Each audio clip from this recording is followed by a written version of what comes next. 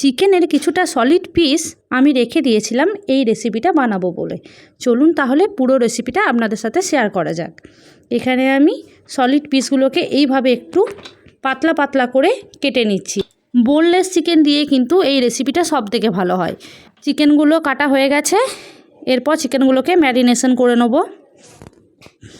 এই যে এখানে দিয়ে দিচ্ছি 1 চামচের মতো সয়া সস, 1 চামচের মতো দিচ্ছি আদা, 1 চামচ রসুন, একটা গোটা ডিম এখানে ফাটিয়ে দিয়ে দিয়েছি, 1 চামচ ঝাল লঙ্কার গুঁড়ো 1 চামচ দিচ্ছি, 1 চামচের থেকে কিছু কম কাশ্মীরি লঙ্কার গুঁড়ো, পরিমাণ মতো নুন, আর দিচ্ছি কর্নফ্লাওয়ার, গোলমরিচের গুঁড়ো আর 1 চামচ গরম মশলার গুঁড়ো। তারপর ভালোভাবে মাখিয়ে নিচ্ছি।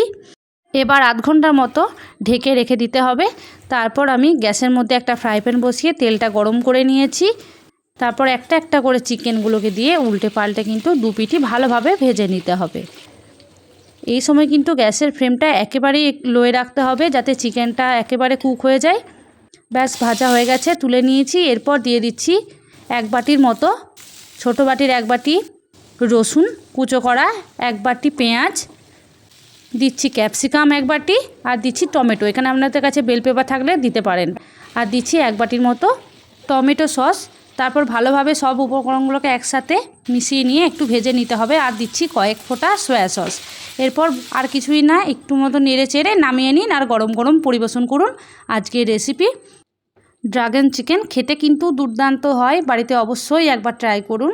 দেখা হচ্ছে অন্য কোনো ভিডিওতে। আজকের মতো তাহলে এখানেই টাটা।